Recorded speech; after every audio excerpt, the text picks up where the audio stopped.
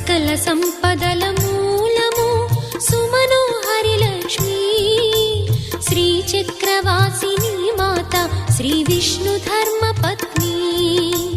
తనని నమ్మిన భక్తులకు దరిద్రమును బాపు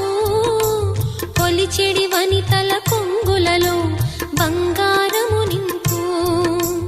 అష్టలక్ష్ముల రూపున అవతారం దాల్చినది కష్టములను తొలగించగా భూమిలో వెలసినది లక్ష్మీదేవి కథా శ్రీ లక్ష్మీదేవి కథా లక్ష్మీదేవి కథా శ్రీ లక్ష్మీదేవి కథా